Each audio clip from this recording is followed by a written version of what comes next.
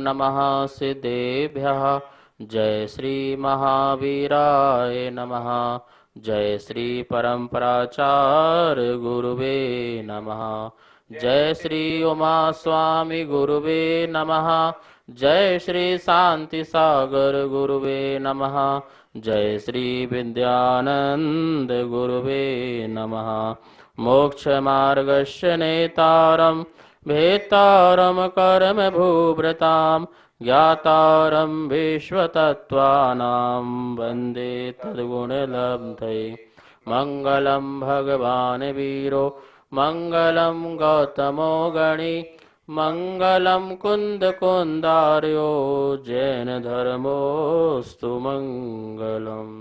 तत्वाश्रुत परम मांगलिक ग्रंथ है आचार्य कुंद कुंद के पट्ट शिष्य आचार्य उमा स्वामी द्वारा यह विक्रम की प्रथम शताब्दी में लिखा गया सूत्रात्मक शैली है। संस्कृत इसकी भाषा है। 10 अध्याय विभाजित है। 7 तत्वों का इसमें वर्णन है। हम सभी लोग 9वां अध्याय जिसमें संबर निजरा का अधिकार समझ रहे हैं। और कल अपन ने देखा था कि जो संबर के कारण में जो समिति है वह 5 प्रकार की जो यहाँ समिति बताई थी। समिति मतलब सावधानी। उसमें अपन ने कल देखा था ईर्या समिति के बारे में कि ईर्या समिति क्या होती है, किस प्रकार से ईर्या समिति का पालन करना पड़ता है और उनमें किन बातों का ध्यान रखना पड़ता है, ये भी देखा था। आज अपन भाषा समिति के बारे में चर्चा करेंगे, लेकिन उसके पहले यह जो सूत्र है 5वां नंबर का, इसको एक बार बोर्ड के माध्यम से अवलोकन करते हैं और फिर आगे इस भाषा समिति को समझते हैं। 9वें अध्याय का सूत्र नंबर 5वां, ईर्या भाषैषणादान निक्षेपोत सर्गः समितियः। ठीक है, ईर्या भाषैषणादान निक्षेपोत सर्गः समितियः। ये बहुवचन में है और ये भी बहुवचन में है। ईर्या भाषा ऐषणा आदान निक्षेप और उत्सर्ग, ये 5 समितियां 5 समिति होती है। अपन ने कल ईर्या समिति के बारे में समझा था। आगे आज भाषा के आदि के बारे में समझते हैं। देखिए यहाँ लिखा है भाषा समिति। आगम के अनुसार हित मित प्रिय वचन बोलने को भाषा समिति कहते हैं। किसके अनुसार लिखा है? आगम के अनुसार, मतलब कि जैसा भगवान महावीर स्वामी ने कहा है और परंपरा से आचार्यों ने कहा है। ध्यान रखना, परंपरा आचार्यों की होती है, पंडितों की नहीं होती है। इस बात को ध्यान रखना, पंडितों की कोई परंपरा नहीं होती है। आचार परिणीत ग्रंथ ही वह परंपरा के ग्रंथ माने जाते हैं। आप लोग मंगलाचरण बोलते हैं ना, परंपराचार, परम गुरुवे नमः, परंपराचार आदि इस प्रकार से मंगलाचरण में बोलते हैं। वो क्या बोलते हैं कि परंपरा से जो आचार्यों को आचार्य से ज्ञान मिला और वही लेखन हुआ, उसको ही हम आगम मानते हैं। और ऐसे आगम के अनुसार हित मित प्रिय रूप से बोलना, उसे भाषा समिति कहते हैं।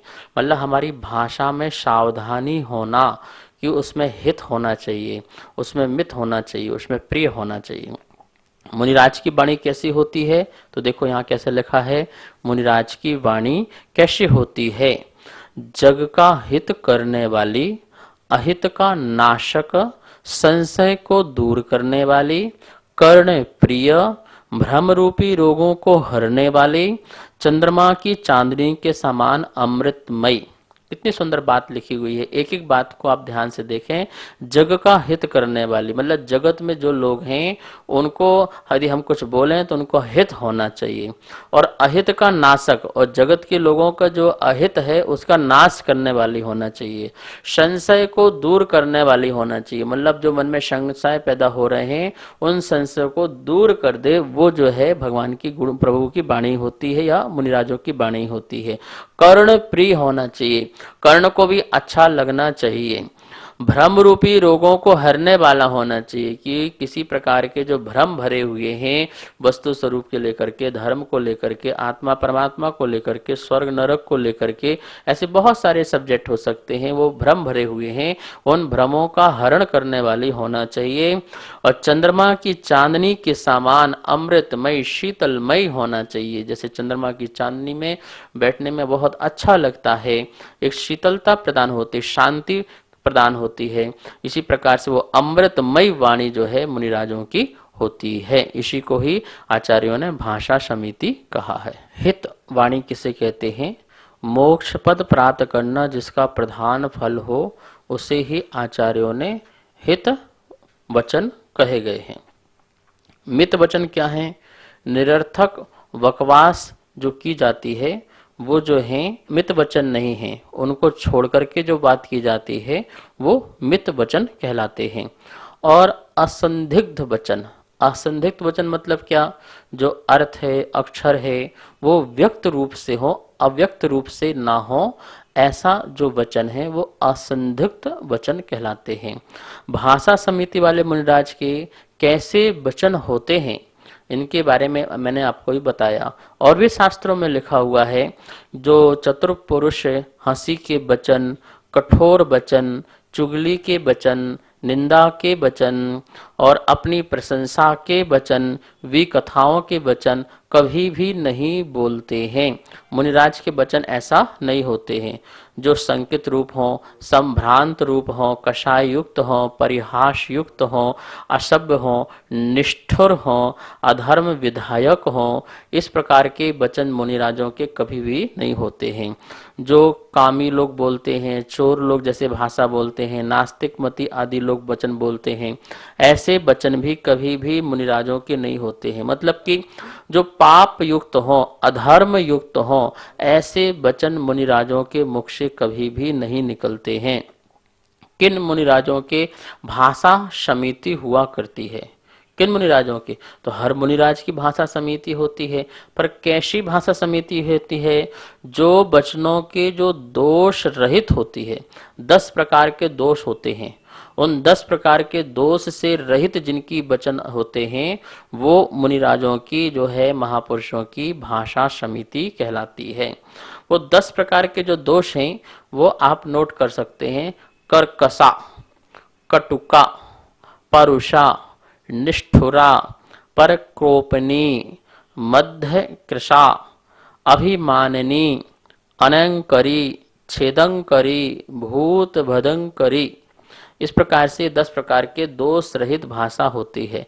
पहली जो मैंने आपको बताई कर्कशा भाषा। कर्कशा भाषा में कैसे? तू मूर्ख है, तू बैल है, तू सठ है, इस प्रकार की, तू कुछ जानता नहीं है, ऐसी जो भाषा है ये कर्कशा भाषा होती है, इसका त्याग होना चाहिए।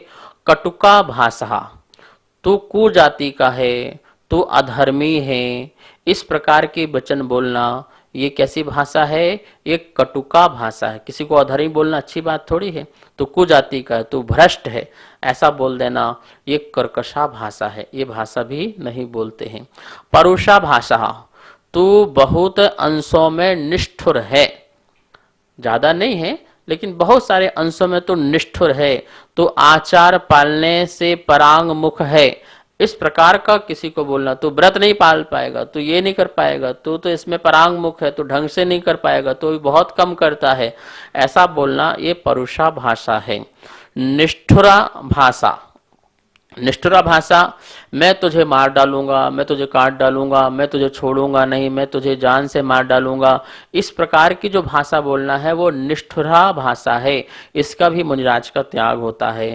पर प्रकोपनी, पर प्रकोपनी, जिससे दूसरों को कोप उत्पन्न हो जाए, किसी को क्रोध उत्पन्न हो जाए, झगड़ा करने के भाव पैदा हो जाए, ऐसी पर प्रकोपनी जो भाषा है, जैसे तू निर्लज्ज है, तू गधा है, तू इस प्रकार से तपस्या नहीं करता है, क्योंकि तू रागी है, तो सदा हंसता रहता है, इस प्रकार से और भी क्रोध को उत्पन्न करने वाली जो भाषा यदि बोल दी जाए तो वो पर प्रकोपनी भाषा कहलाती है, इसका भी त्याग होता है।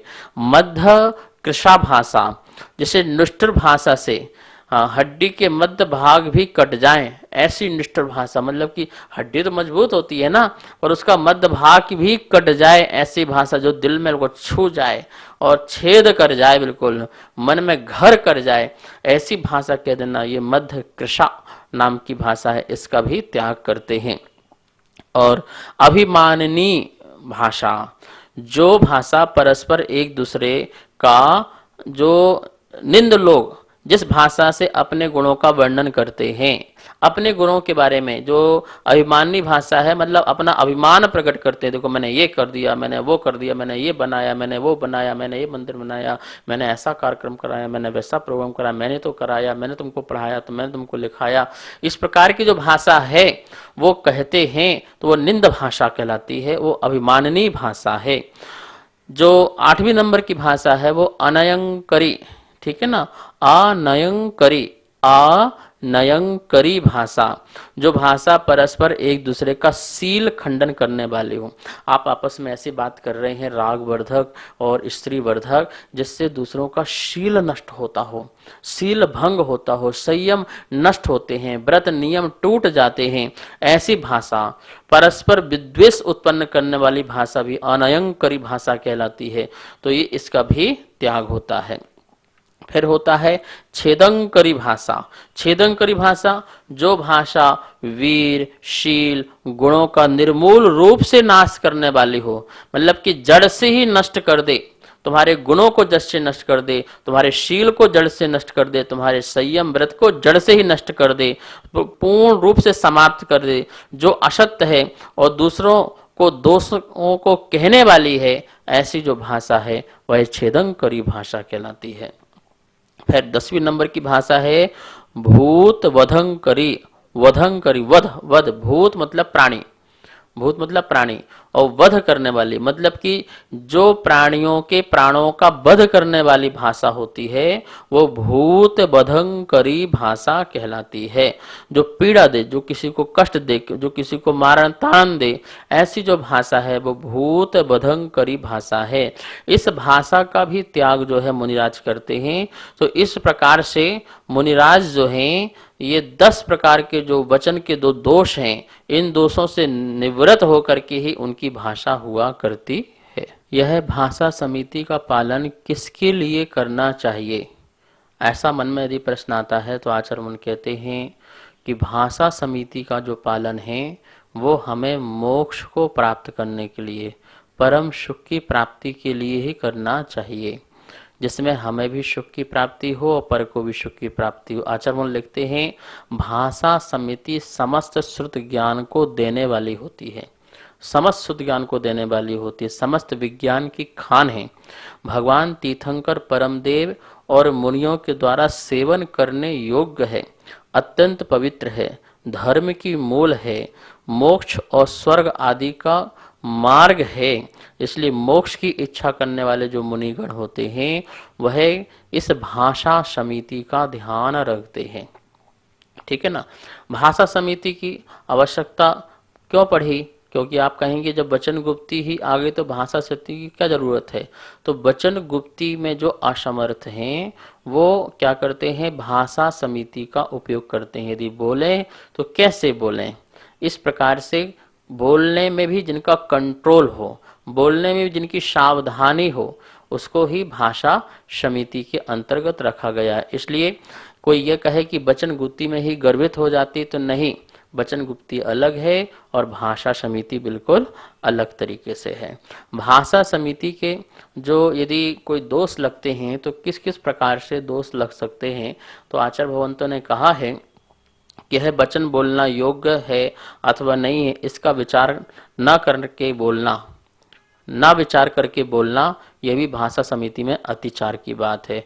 वस्तु स्वरूप का ज्ञान न होने पर भी बोलना, वस्तु स्वरूप का सही सही ढंग से ज्ञान नहीं है और फिर भी बोले जा रहे हैं, तो ये भी क्या है, अतिचार है। कोई पुरुष बोल रहा है और अपने को प्रकरण विषय मालूम नहीं है तो बीच में बोलना अयोग्य है, फिर भी बोलना ये क्या है, अतिचार है।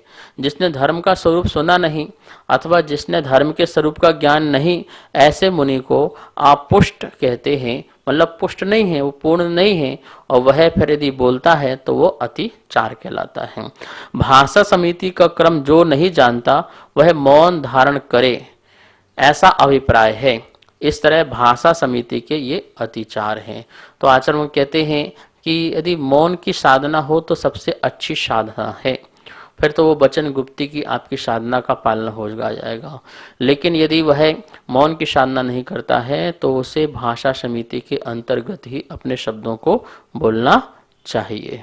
अब तीसरा है एषणा समिति। पहला हो गया ईर्या, दूसरा भाषा समिति, अब तीसरा बोल रहे हैं एषणा समिति। एषणा समिति का जो अर्थ है वह यह है कि भोजन की शुद्धि, सावधानी, भोजन करते हुए भी सावधानी बरतना, आहार करने में भी सावधानी और शुद्धियां होना, ये एषणा समिति कहलाती है। देखिए यहाँ पे लिखा है एषणा समिति। मुनिराज जो है अपने कर पात्र में ही आहार ग्रहण करते हैं, थाली में नहीं करते हैं, कोई चम्मच कटोरी से भोजन नहीं करते हैं, बैठ के नहीं करते हैं, सोने चांदी आदि के बर्तन को लेकर के उसमें भोजन नहीं करते हैं। उनका कर पात्र ही जो है सब कुछ पात्र है, और उसमें जो श्रावक देता है, जो मुनिराज का कोई त्याग है तो उससे ग्रहण नहीं करते हैं, जो त्याग नहीं है उसको ग्रहण करते हैं, साम भाव से ग्रहण करते हैं, समता भाव से ग्रहण करते हैं, किसी प्रकार का राग द्वेष का परिणाम नहीं करते हैं, अपने हाथ से उठा के नहीं खाते हैं, जो हाथ में दिया गया है उसी को ही वो अंजलि बना करके भोजन आहार ग्रहण करते हैं। तो क्या लिखा है एषणा समिति में यहाँ पर? वीतरागी जैन मुनि साधु। कौन लिखा है? वीतरागी दिगंबर जैन मुनि साधु उत्तम कुल वाले श्रावक के घर। उत्तम कुल, जिन्होंने उत्तम कुल में जन्म लिया है, जिसको बचपन से ही संस्कार है मुनियों के, धर्म के, नवदा भक्ति आदि के, तो ऐसे उत्तम कुल वाले श्रावक के घर आहार के 46 दोषों को टाल करके, कितने दोष लिखे हैं? 46, 46 प्रकार के दोष होते हैं। उन दोषों का निवारण करके, मतलब आहार भी करना है तो इस 46 प्रकार के दोष में से एक भी दोष ना लगे। एक भी दोष यदि आते हैं तो आहार ग्रहण नहीं करना है। तो 46 दोषों को टाल करके, 32 अंतरायों को पाल करके भी, 32 प्रकार के अंतराय भी आते हैं कि यदि वो विघ्न आते हैं 32 में से कोई एक भी, तो भी आहार को छोड़ दिया जाता है। तो 46 दोषों को टालकर शरीर को पुष्ट करने का अभिप्राय न रख करके, शरीर की पुष्टि हो, तुष्टि हो, बढ़िया हष्ट हो, पुष्ट हो, इस प्रकार का विचार ना करते हुए मात्र तप की वृद्धि करने के लिए आहार ग्रहण करते हैं। तप की वृद्धि करने के लिए तपस्या हो, कर्म की निर्जरा हो, आत्मशुद्धि हो, आत्मशोधन हो, मेरा मन शुद्ध हो, मेरा जीवन शुद्ध हो, इस भाव से, विचार से जो आहार ग्रहण करते हैं वो एषणा समिति कहलाती है। समझ में आया ना आपको एषणा समिति? इसके कितने भेद बोले? 46 दोषों से रहित बोला। तो अब देखिए यहाँ पर लिखा हुआ है एषणा समिति के 46 दोष। कौन कौन से हैं 46 दोष एषणा समिति संबंधी? तो लिखा है पहला उद्गम दोष, फिर लिखा है उत्पादन दोष, तीसरे में लिखा है अशन दोष, और चौथा लिखा है अंगारक दोष। इस प्रकार से यहाँ 4 प्रकार के दोष लिखे हुए हैं। पहला उद्गम दोष, मतलब वो 16 प्रकार के होते हैं। दाता की ओर से लगने वाले जो दोष होते हैं उसको उद्गम दोष कहते हैं। उद्गच्छति, जो उत्पन्न होते हैं, किससे उत्पन्न होते हैं? दाता के कारण से उत्पन्न होते हैं 16 प्रकार के दोष, उसे उद्गम दोष कहते हैं। उत्पादन दोष, पात्र की ओर, जो पात्र ले रहा है उसकी ओर से जो लगने वाले जो दोष होते हैं वो 16 प्रकार के, वो उत्पादन दोष है। असंदोष, जो 10 प्रकार के होते हैं। भोजन सामग्री संबंधी, जो भोजन की जो सामग्री है उस सामग्री संबंधी लगने वाले जो दोष हैं वो 10 प्रकार के होते हैं, उसे असन दोष कहते हैं। असन मतलब भोजन, आहार। और अंगारक दोष, अंगारक आसक्ति को बोलते हैं। तो आसक्ति से जो भोजन ग्रहण किया जाता है उस संबंधी जो दोष लगते हैं वो 4 प्रकार के होते हैं। इस प्रकार से 16, 16, 10 और 4 इनको मिला देंगे तो ये कितने बन जाएंगे? यह 46 प्रकार के जो हैं दोष बन जाते हैं। इन दोषों को दूर करके ही मुनिराज आहार ग्रहण करते हैं। तो एषणा समिति आपको समझ में आ गया होगा। एषणा समिति जो है आचार्यों ने अलग अलग प्रकार से इसको समझाने का प्रयास किया है। आचार्य भगवान आराधना सार में कहते हैं, संतोष और क्रोध रहित साधु ज्ञान और ध्यान की सिद्धि के लिए जो यत्न पूर्वक प्रमाद रहित हो आहार ग्रहण करते हैं उसने ऐष्णा समिति कहते हैं। कितनी सुंदर बात कही है। कुछ बातों को यहाँ ध्यान रखना चाहिए। एक तो संतोष पूर्वक और दूसरा क्रोध रहित होकर के, ये बात। दूसरा किस लिए ग्रहण करना है? ज्ञान और ध्यान के लिए ग्रहण करना है। और कैसे करना है? तो यत्न पूर्वक, मतलब प्रमाद अवस्था को छोड़ करके क्या ग्रहण करना है? आहार ग्रहण करना है। जो भक्ष है, जो शुद्ध है, जो प्राशुक है, छाले दोषों से रहित है, उस आहार को ग्रहण करते हैं। उसे आचार्य भगवान ऐष्णा समिति कहते हैं। हमारे जैन साधु ऐसे नहीं है कि आप जो दो वो ले लेंगे, जैसा दो वैसा ले लेंगे, उनके निमित्त से बनाया हो वो ले लेंगे, बिल्कुल भी नहीं। मुनिराज तो आहार ग्रहण करना ही नहीं चाहते हैं। और इस प्रकार से आहार ग्रहण करें भी तो वो देखते हैं कि इतने प्रकार के जो दोष हैं, इनमें से कोई भी दोष यदि लगता है हमारे द्वारा तो हम फिर आहार ग्रहण नहीं करेंगे। तो अपनी इतनी बाउंडेशन बना रखी है कि मेरी आसक्ति, मैं दोषों को देखता रहूं और आसक्ति पूर्वक आहार ग्रहण करता रहूं, तो मुझसे निर्लज्ज जो है और कोई नहीं हो सकता है। ये बहुत दीन भाव है कि हम आहार लेने के लिए जाते हैं और उस समय हाथ को नीचे रखना पड़ता है। एक जो क्षुधा रोग को दूर करने के लिए हमें अपना समय इस ओर निकालना पड़ता है। आचार्य भगवान कहते हैं कि ये तो नियम लेते हैं कि मैं जीवन पर्यंत आहार ग्रहण नहीं करूंगा, ऐसा प्रत्याख्यान करते हैं, लेकिन आहार के समय प्रत्याख्यान का भी प्रत्याख्यान करके फिर आहार ग्रहण करते हैं, पुनः प्रत्याख्यान कर देते हैं और कल फिर प्रत्याख्यान का प्रत्याख्यान कर, मतलब त्याग का त्याग। पहले तो त्याग किया, फिर उसका त्याग का भी त्याग करके आहार ग्रहण करने जाते हैं, इसे क्षुधा को दूर करने के लिए और ज्ञान ध्यान को बढ़ाने के लिए। यद्यपि वो प्रायश्चित लेते हैं, प्रायश्चित ग्रहण करते हैं कि मुझे इस प्रकार से क्यों यह आहार आदि का विकल्प और आहार आदि लेने जाना होता है। पर उसमें भी फिर क्या करते हैं, वो इतने प्रकार के जो दोष देखते हैं, इनमें से कोई सा भी दोष रहा तो फिर मैं आहार ग्रहण नहीं करूंगा, उपवास आदि ग्रहण करूंगा। और आहार यदि कर भी रहे हैं, चलो आहार का प्रगान हो गया, सब कुछ हो गया, अब उस समय भी आहार करते करते समय भी, मतलब कि आहार के पहले पहले 46 प्रकार के दोष नहीं हुए, अब आहार करते समय में भी यदि किसी प्रकार से जो बाधाएं आ जाएं तो वो 32 प्रकार की बाधाएं आ सकती हैं, जो आप शास्त्र में पढ़ सकते हैं। बाल आ जाना, किसी कोई जीव, मरा हुआ जीव आ जाना, कंदमूल आदि आ जाना, तो इस प्रकार से बहुत सारी चीजें हैं। तो वो उस समय भी क्या करते हैं, आहार का त्याग कर देते हैं।